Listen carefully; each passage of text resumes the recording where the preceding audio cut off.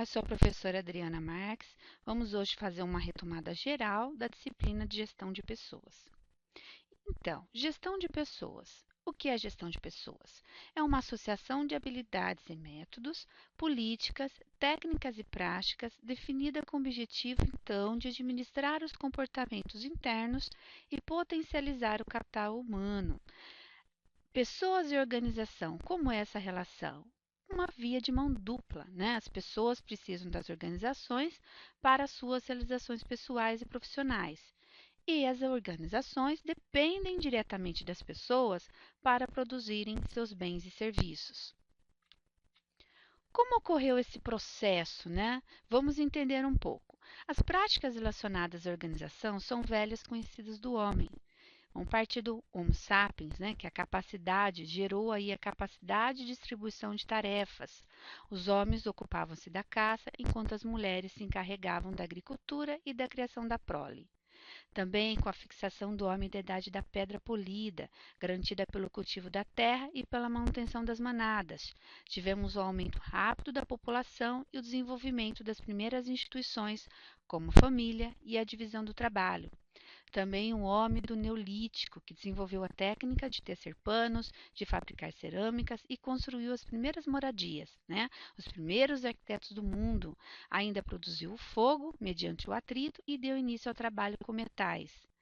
Então, o sucesso desse modelo de organização social não é por acaso, né? Então, existe a cooperação entre os indivíduos que torna, assim, né, a satisfação das necessidades comuns e proporciona qualidade de vida. Então, vamos entender as contribuições que tivemos nesse processo. Primeiro, Adam Smith, que trouxe a contribuição da doutrina econômica clássica, né, com vantagens econômicas que as organizações e a sociedade poderiam ter com a divisão do trabalho. Né? Também tivemos a administração científica, implantada por Frederick Taylor, né, que é a divisão do trabalho dos operários em função de sua especialização. Tivemos também a visão holística de Fayol, né? Então a administração era uma função distinta das demais, realizada através de alguns processos: planejamento, organização, direção e controle, separando então o pensar do fazer. Tivemos também Henry Ford, né, com a economia de material e de tempo. O tempo foi determinado cientificamente para a tarefa em grupo e não para o trabalho. Também tivemos a burocracia de Weber, que nos trouxe divisão da mão de obra, hierarquia da autoridade, seleção formal, regras e regulamentos, impessoalidade e orientação de carreira. Seguindo, temos Manstenberg e a psicologia do trabalho, que trouxe aí o apoio, né? Análise e adaptação do trabalhador ao trabalho e análise e adaptação do trabalho ao trabalhador, né? Através da motivação, liderança, todo aí o relacionamento interpessoal. Qual o objetivo? Bom, primeiro, né, ter o melhor homem possível, né, ter o melhor trabalho possível e ter o melhor resultado possível, né, aumentando a motivação dos empregados e reduzindo então a fadiga. Assim, no século XVIII, com a industrialização, promoveu a substituição então do modelo artesanal pelo modelo industrial, né, de produção, modificando tudo, né, o meio do processo produtivo, gerando muitas mudanças sociais e econômicas, né, então que caracterizaram então a sociedade industrial. Entre essas transformações, destaca então a aplicação das descobertas científicas. Tivemos também Bernardes e Marcondes, 2003, né, que define aí a divisão do trabalho como desmembramento de tarefas complexas em atividades mais simples. Ocorreram algumas consequências neste processo. Um deles que podemos considerar como muito importante foi o aumento da eficiência na execução de tarefas. Então, uma organização somente existe quando há pessoas capazes de se comunicar e que estão dispostas a contribuir com uma ação, né, devido a essa relação de mão dupla. Vamos falar um pouco de descrição de cargo, que começa lá, né, com o desenho do cargo, que é uma ferramenta muito importante na área de gestão de pessoas. Ao definirmos o que é cargo, podemos afirmar que é o papel desempenhado pelo indivíduo dentro das organizações, tendo as seguintes finalidades: exprimir a posição na hierarquia, definir o conjunto de atividades a serem realizadas e definir os comportamentos que o ocupante do cargo devem apresentar. Para a obtenção desses dados, né, necessário para criar, então, o desenho, para se criar o cargo e depois para se fazer a análise do cargo. Nós podemos utilizar a entrevista, que pode ser individual ou em grupo, né, com o funcionário, junto ali até com os supervisores do ocupante do cargo, se tomar cuidado quanto à distorção de informações, falsificação ou mal entendimento. Questionário também, né, onde o funcionário descreve as suas responsabilidades e atribuições no trabalho, através de uma lista de atribuições ou tarefas específicas. E a observação, que indica-se para cargos operacionais, que é mais fácil a visualização, mas pode também ser realizado para ajudar tanto nas informações que faltaram do questionário ou também da própria entrevista. Recrutamento e seleção. Vamos falar um pouquinho sobre os objetivos. Atender à provisão de recursos humanos, através de estabelecimento de política de recrutamento, buscar candidatos potencialmente qualificados e capazes de acordo com a descrição de cargos, prover a empresa com pessoas qualificadas e habilitadas. O importante, fazer a busca interna, né, e depois a externa. Agora, dentro de treinamento e avaliação de funcionários, vamos falar um pouco sobre as avaliações de desempenho, sobre as falhas que acontecem, né, normalmente nesses processos dentro das organizações. Então, vamos citar algumas delas. O gerente não tem informações a respeito do desempenho real de um funcionário, os padrões pelos quais o desempenho de um funcionário é avaliado não estão claros, o gerente não leva a avaliação a sério, não está preparado para a revisão da avaliação com o funcionário, não é honesto, sincero diante da avaliação, muitas vezes não tem habilidade para fazer a avaliação e usa linguagem obscura, ambígua no processo de avaliação. O funcionário não recebe feedback contínuo do desempenho, os recursos fornecidos são insuficientes para recompensar o desempenho. A discussão é sobre o desenvolvimento de funcionário ineficiente. Então, vamos entender qual a ferramenta imprescindível, né? Então, a preocupação dos gestores de pessoas está na montagem dos quadros de pessoal desde a contratação, né? Então, recrutamento e seleção, administração dos salários, treinamento e desenvolvimento, avaliação de desempenho, motivação, entre outros. Então, a principal ferramenta é o desenho do cargo, pois o mesmo oferece aos gestores o perfil do profissional necessário. Vamos falar um pouco da avaliação 360 graus? Essa avaliação, né, traz o feedback, né, total do funcionário, né, vários ângulos.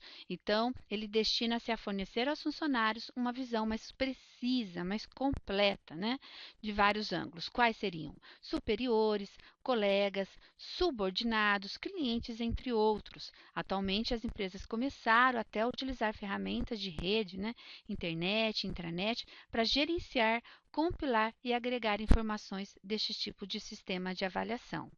Pode ser avaliado por seus pares de trabalho, então, como eu já tinha informado, olha, superiores, subordinados, clientes internos e externos e a avaliação que o próprio funcionário faz de si mesmo.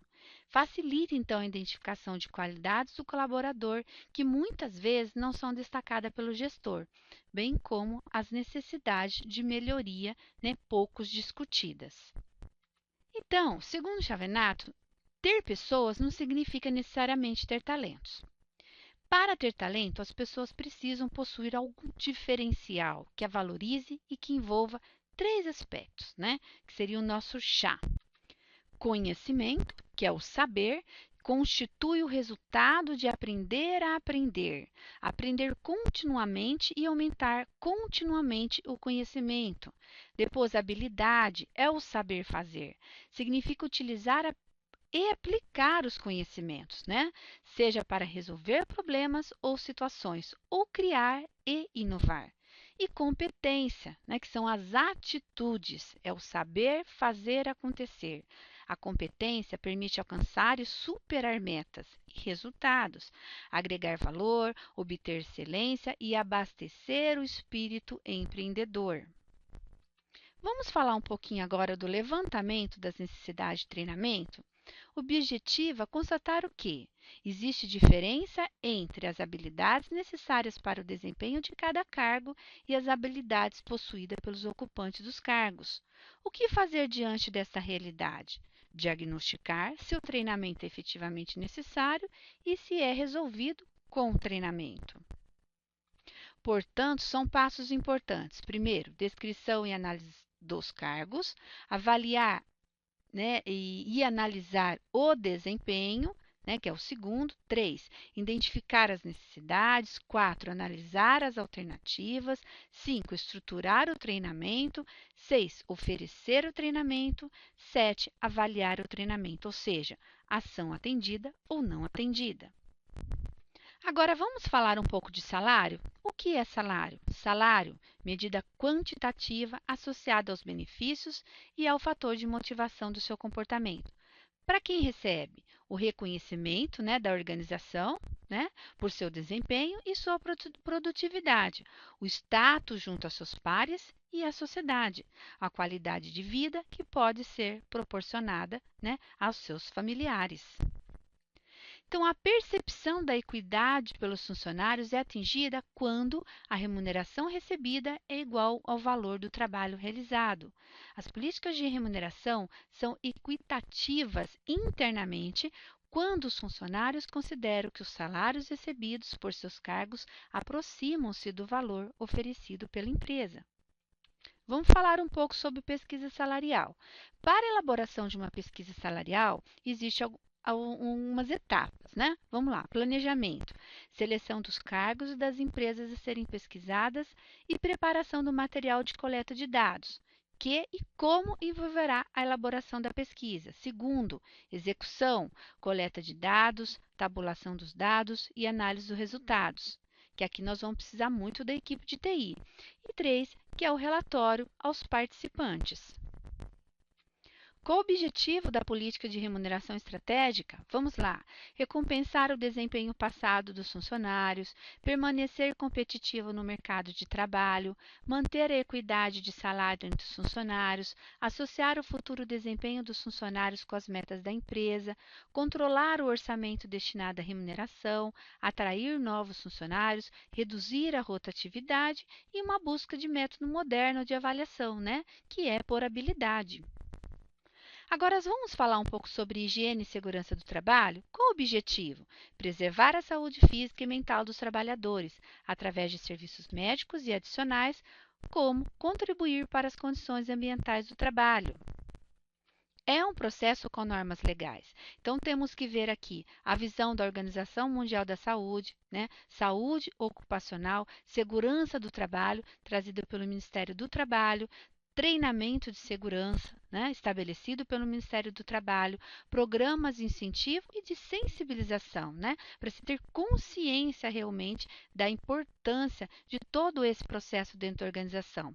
Então, precisamos entender a CIPA, a CIPAT, a CAT, comunicação de acidentes, né, dentro da organização. Então, tem que ser aberto esse documento, né? A OSAS mesmo, as empresas estão buscando ser certificadas, e as NRs, que são as normas regulamentadoras que as empresas devem seguir de riscos.